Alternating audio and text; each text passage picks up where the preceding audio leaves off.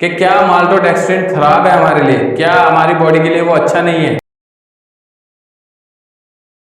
Hello guys, welcome back to the supplement वाला। आज की इस वीडियो में आपको एक बहुत ही डिफिकल्ट क्वेश्चन के बारे में आंसर मिलने वाला है। एक बहुत ही डिफिकल्ट टॉपिक के बारे में आपको वीडियो मिलने वाली है, क्योंकि ये क्वेश्चन ऐसा है कि मोस्टली कस्टमर्स आके मेरे से पूछते हैं कि भैया हम मास गेनर ले या प्रोटीन ले, हमें मास गेनर लेना चाहिए या प्रोटीन लेना चाहिए, आप हमें बताइए कि कौन सा हमारे लिए ठीक रहेगा। देखिए ये है ना, डिपेंड करता है गोल के अकॉर्डिंग। तो मैं कोशिश करूंगा कि आपको इस वीडियो में प्रॉपरली एक्सप्लेन कर दूं कि आपके लिए क्या बेस्ट रहेगा। वीडियो अगर अच्छी लगे तो लाइक शेयर सब्सक्राइब जरूर करें और कमेंट में अपनी राय जरूर बताएं। तो गाइस वीडियो स्टार्ट करते हैं। अब देखिए, पहली बात अगर हम करें कि आप प्रोटीन और गेनर में क्या डिफरेंस देखेंगे। हर ब्रांड में ना डिफरेंस होता है। आप अगर किसी भी ब्रांड का गेनर बाय करने जा रहे हो तो हमेशा उस ब्रांड को अदर ब्रांड से कंपेयर करो। एग्जाम्पल के लिए मैं आपको कुछ स्क्रीनशॉट दिखा देता हूं। ये एक फेमस ब्रांड्स हैं, इनके जो न्यूट्रिशन वैल्यूज हैं वो आप देख सकते हो कि किस हिसाब से हैं, कितना उसके अंदर कार्ब्स है और कितना उसके अंदर प्रोटीन है। तो ये जो गेनर्स होते हैं ये ब्रांड टू ब्रांड वेरी करते हैं कि इनके अंदर क्या डिफरेंस रहेगा, और लाइक जैसे सर्विंग्स कितनी होंगी, लाइक जैसे कैलोरीज कितनी होंगी, ये सब चीजें आप इनमें आराम से देख सकते हो और जज कर सकते हो कि आप किस ब्रांड को सिलेक्ट करोगे। और गाइस एक चीज का आपको हमेशा ध्यान रखना है कि जब भी आप गेनर बाय करने जा रहे हो ना, तो अपने माइंड में एक चीज ये नोट करके रखना कि जो गेनर होता है ना वो कभी भी एक स्पोर्ट्स न्यूट्रिशन में काउंट नहीं होता। मतलब कोई भी गेनर अगर आप लोगे ना तो वो एक प्रोटीन सप्लीमेंट नहीं होगा, वो एक कार्ब सप्लीमेंट की तरह आप उसको काउंट कर सकते हो। क्योंकि कई गेनर्स में जो रेशो होता है ना प्रोटीन का और कार्ब्स का, वो आपको काफी डिफरेंस मिलेगा उसके बीच में। अगर आप जैसे 100 ग्राम की सर्विंग अगर आप कंपेयर कर रहे हो, फॉर एग्जांपल मैं आपको बताऊं, अगर 100 ग्राम का उसका स्कूप है तो उसमें अगर 20 ग्राम प्रोटीन है तो 20% आपको वो प्रोटीन मिल रहा है, बाकी आपका 80% उसमें कार्ब्स मिल रहा है। तो ये एक परसेंटेज होती है जो आपको देखनी पड़ेगी। हर ब्रांड अपने अकॉर्डिंगली उस सर्विंग के अंदर आपको प्रोटीन प्रोवाइड करेगा, कार्ब्स प्रोवाइड करेगा। तो ये चीजें आपको खुद मेजर करनी है। अब जब आपने अगर ये चीज देख ली कि उसमें कितना परसेंटेज ऑफ प्रोटीन है पर स्कूप में, तो आपको खुद आइडिया हो जाएगा कि गेनर इतना रीजनेबल क्यों है। उसका प्राइस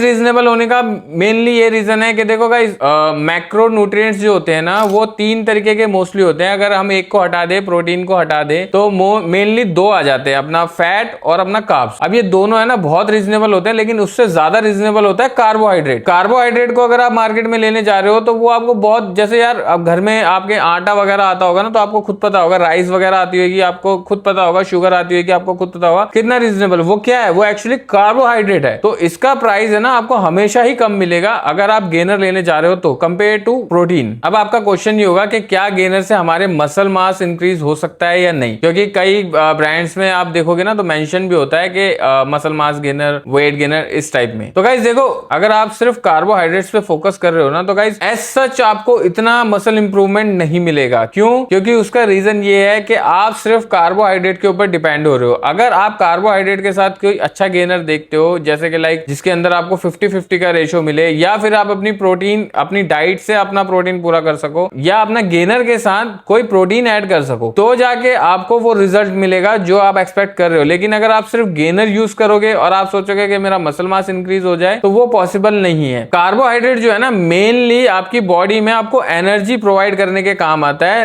रियलिटी बताऊं तो अगर आप वो सोचोगे कि उससे वो प्रोटीन वाला काम करे तो वो चीज पॉसिबल नहीं है। ये सिर्फ एनर्जी बेस के लिए। अभी मान लो अगर आपने कभी ना कभी ऐसी कोई चीज पी होगी ना जो शुगरी ड्रिंक्स होती है, उसको जब आप कंज्यूम करोगे तो उसमें आपको एक एनर्जी प्रोवाइड होगी बॉडी के अंदर, है ना, इंस्टेंट एनर्जी जैसे कह देते हैं, वो कार्बोहाइड्रेट से ही मिलती है। तो उसको आप मसल मास के लिए, लाइक मसल ग्रोथ के लिए आप उसको कंसिडर नहीं कर सकते अनटिल और अनलेस अगर आप उस कार्बोहाइड्रेट के साथ कोई अच्छा प्रोटीन सोर्स नहीं यूज कर रहे हो, तो आपको मसल मास में उतना इफेक्ट नहीं फील होगा। अब आप सोचोगे कि यार ये मसल्स पे काम क्यों नहीं करता, तो मसल को ग्रो करने के लिए ना आपको अमीनो एसिड्स चाहिए। अब अमीनो एसिड्स होते कितने हैं? 20 टाइप के अमीनो एसिड्स होते हैं। मैं यहाँ पे लिस्ट दे देता हूँ दोनों की। एक होता है आपका असेंशियल, एक होता है आपका नॉन असेंशियल। तो ये जो 20 टाइप के अमीनो एसिड्स होते हैं ना, इनकी नीड होती है आपको मसल ग्रोथ के लिए। अगर ये अमीनो एसिड आप किसी भी सोर्स से आप कंज्यूम कर रहे हो कार्ब्स के साथ, तो जाके आपको बेस्ट रिजल्ट मिलेगा। अब आपके माइंड में क्वेश्चन आया होगा कि सप्लीमेंट वाला बोल रहा है कि गेनर से मसल मास इंक्रीज नहीं होगा। अब आप कहोगे कि मैंने जब गेनर यूज किया था तो मेरा तो वेट बढ़ गया, तो मैं कैसे बोल रहा हूँ ये चीज। अगर आपका वेट पुट ऑन हो गया ना गेनर के बाद, तो इसमें है ना मैं आपको और थोड़ा डिटेल में बताता हूँ। बेसिकली कार्बोहाइड्रेट है ना दो टाइप के होते हैं। एक कह लो कि आप जो गुड कार्बोहाइड्रेट होता है, एक कह लो जो बैड कार्बोहाइड्रेट होता है। मैं डिफरेंस दोनों में आपको वैसे समझा देता हूँ। दो टाइप के कार्ब्स में बेसिकली क्या आता है, एक आता है आपका गुड कार्ब्स, एक आता है आपका बैड कार्ब्स। इस सिंपल वे में अगर आपको मैं समझाऊं तो अब गुड कार्ब्स में आपके आ जाते हैं जैसे ओट्स, ब्राउन राइस, इस टाइप के प्रोडक्ट है ना। और बैड कार्ब्स में आप ले लो कि जैसे शुगर, मैदा, व्हाइट राइस। तो ये जो बैड कार्ब्स होते हैं ना और ये गुड कार्ब्स होते हैं, इनके बीच का डिफरेंस होता है। गुड कार्ब्स आपको एनर्जी दे देंगे इजिली, लेकिन बैड कार्ब्स जो होते हैं ना ये क्या करते हैं, ये आपकी बॉडी में जैसे ही आप इसको कंज्यूम करते हो ना तो ये आपकी बॉडी में सिर्फ और सिर्फ स्टोर होते हैं। के माइंड में सिंपल सी एक चीज आ गई होगी कि क्या माल्टोडेक्स्ट्रिन खराब है हमारे लिए, क्या हमारी बॉडी के लिए वो अच्छा नहीं है। तो इसका मैं आपको एक आंसर देता हूं। पहले मैं आपको है ना इसके बेनिफिट्स बताता हूं कि इसके बेनिफिट्स क्या होते हैं माल्टोडेक्स्ट्रिन के। जब भी आप अपनी एथलेटिक परफॉर्मेंस करते हो, जब भी आप अपना कुछ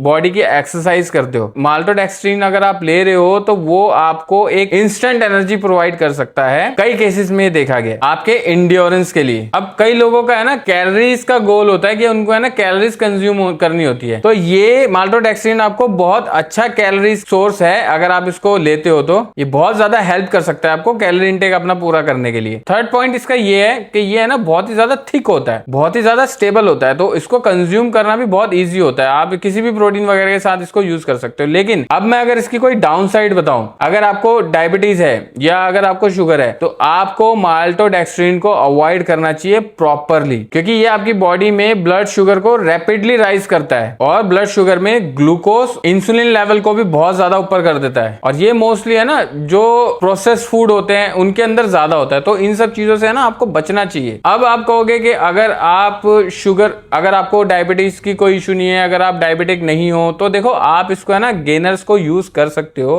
एज अपने वेट को पुट ऑन करने के लिए। वेट को पुट ऑन करना अगर आपका इकलौता गोल है तो आप गेनर ले सकते हो। बट अगर आपका गोल ये है कि आपके वेट के साथ साथ आपका मसल मास भी इंप्रूव हो, तो उसके लिए आपको पर्टिकुलर गेनर के साथ एक प्रोटीन, वे प्रोटीन या कोई अदर प्रोटीन सोर्स जिसके अंदर अमीनो एसिड्स आपके कंप्लीट हो, वो यूज करना मैंडेटरी है। तो इस चीज को हमेशा ध्यान रखो। माल्टोडेक्स्ट्रिन आप एक तरीके से नेगेटिव लोगे तो नेगेटिव तरीके से रिएक्ट करेगा, अगर आप उसका पॉजिटिव साइड देखोगे तो वो पॉजिटिव तरीके से रिएक्ट करेगा। डिपेंड करता है आपके ऊपर, क्योंकि अगर आप अपनी एक्टिव लाइफस्टाइल मेंटेन करते हो तो आपके लिए सब चीजें ठीक है। लेकिन अगर आपकी इंडिविजुअली कोई इशू है तो मैंने आपको बता दिया, आप इस चीज को ना कंज्यूम करो तो ज्यादा बेटर है। इसके कंपैरिजन में आप सिर्फ वे प्रोटीन यूज करो गेनर के कंपैरिजन में, अगर आपका इंडिविजुअली अगर आपको जैसे ब्लड शुगर वगैरह की कोई इशू है तो। और गाइस एक चीज मैं आप लोगों को बता दूं कि मास गेनर है ना कभी भी स्पोर्ट न्यूट्रिशन में रिकमेंड नहीं होता, कहीं से कहीं तक भी। तो इस चीज को भी हमेशा नोट करके रखना। तो गाइस ये कुछ इन्फॉर्मेशन थी जो मैं आप लोगों को देना चाहता था। आई होप आप लोगों को समझ आया होगा कुछ ना कुछ। अगर आपको वीडियो अच्छी लगे तो वीडियो को लाइक, शेयर, सब्सक्राइब जरूर करना और अपना कमेंट जरूर बताना कि इस वीडियो से आपको क्या जजमेंट मिली। सेकंड थिंग मैं आप लोगों को एक चीज बता दूं कि देखो गेनर रिकमेंडेशन तब होती है कि जब आपकी नीड ज्यादा हो, क्योंकि अगर आप बिल्कुल स्किनी हो और अगर आप वे प्रोटीन चूज करोगे आज के टाइम पे अपनी बॉडी में मसल मास इंक्रीज करने के लिए या अपना वेट पुट ऑन करने के लिए, तो वो ज्यादा एक्सपेंसिव पड़ेगा आपको कंपेयर टू गेनर। तो स्टार्ट अगर आपने गेनर से करना है आप कर सकते हो, अगर आप अंडरवेट हो या बॉडी आपकी बहुत ज्यादा स्किनी है तो। अनटिल और अनलेस अगर आपको बॉडी में कोई इशू ना हो, ये भी चीज का हमेशा आपको ध्यान रखना है। हमेशा अपने